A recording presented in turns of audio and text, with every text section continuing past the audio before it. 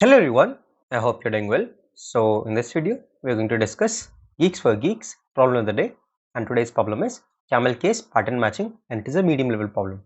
So if by the end you feel that this video was helpful for you, then consider dropping a like on this video, and don't forget to share your thoughts in the comment section. Any general thing you would like to share or anything about this problem you wanted to share, you can write it down in the comments, because your engagement with this particular video really helps the YouTube algorithm to understand that this video is actually helpful for you, and it will be able to reach more people like you who want to keep solving new problems. So first of all, the first thing, judging by the number of submissions, I believe that this is an old problem, because it is like the morning time only, and there are not so many submissions generally in the morning. So I believe this is an old problem, reused.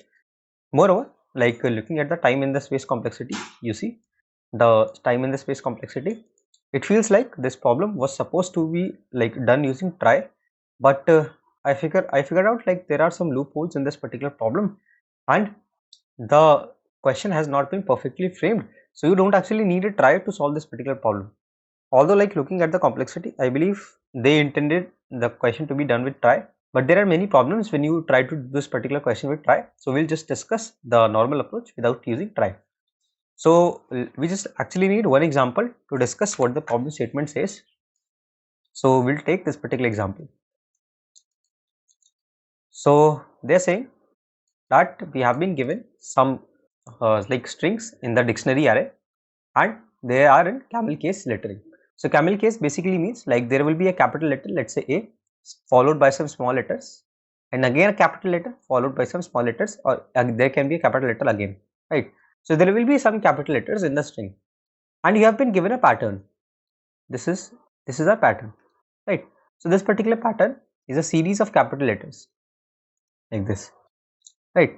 Now we have to find this particular pattern in the original strings, and we have to tell which of those strings has this particular pattern.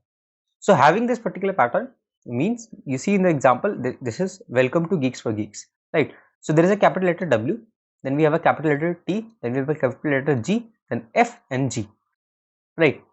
So this particular string that has been given to us in the input should be a prefix of this particular string that we are testing, right? So you see WTG, according to their question, WTG is a prefix of this particular string in the dictionary.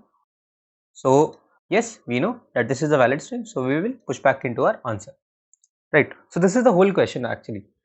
The important thing is, like according to like the way they have formed the question, the pattern string should be a prefix of the string. So for example, the pattern string was WT, and we have welcome geeks, like we had welcome, or let's say welcome to, right? So there is only WT, right? If you condense it, if you take the capital letters, there is only WT. Now you are missing out on G. Since you want this particular pattern to be a prefix of this particular string, that is why you cannot take, and this will not be a valid answer.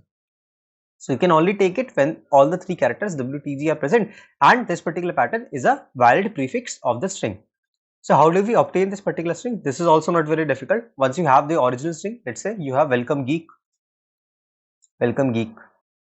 you can initialize a new string, let's say str, you can initialize it with empty, you can traverse on this particular string, right? And whenever you found a like uppercase character, you will append it to the end of str, right? So at the end you will have W and G in str, right? And obviously if you want this particular pattern to be a prefix of the original string in the dictionary, so for example this was welcome to, this is going to form WT, and since the size of this particular WT is smaller than the pattern, you can just directly continue, you don't even need to check, right? So the problem is very simple and straightforward. And there is one more thing about the question that I wanted to mention, and then I'll discuss this particular code. So you see in this particular case the answer is -1. I believe they should have handled it automatically, but you will have to do it on your own. Like whenever the size of the answer is 0, you will have to push back -1 separately and then print the answer, right? This is something I wanted to mention. So let us discuss the code now. What I've done is I've created a answer vector. This will store my answer. I'm just traversing through the dictionary. Now I'm traversing through the current string in the dictionary. So this is the current string. Now I'll initialize my string need with empty string, and for all the characters in the current string, all the characters that are uppercase, I'll just append it to my string. Now I initialize my OK variable with 1, And if the size of the needed string is less than the pattern itself, right? If the size of the string that I have for the current string is less than the pattern itself, I can just directly continue because I know I won't be able to find a prefix. Now what I do is I just start a for loop till pattern.size, and if need of I is not equals to pattern of I, that means there is some mismatch in the prefix. I just mark OK as false and I just break out of the statement. At the end, if I found that OK is true and it is a valid prefix, the string has a valid prefix of pattern, I'll just push back that particular current string into my answer vector. At the end, I check whether my answer vector is empty. If it is empty, I'll just push back -1 into it and then return answer. So let me just show you quickly that this code works. I don't know why the question was formed like this, because I still feel that according to the time and the space complexity constraints, it was supposed to be solved with try, but there is no need of a try actually. You can just solve it directly.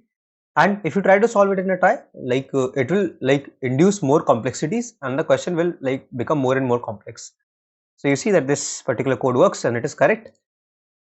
And that's it for today. I hope that you guys were able to understand the solution. If you guys did, then consider dropping a like on this video. Don't forget to share your thoughts in the comments and also subscribe to this channel. I see a lot of people who watch these videos have not subscribed yet. So if you're one of them, then consider subscribing and share this channel with your friends. Till the next video drops, keep coding, stay safe, bye bye.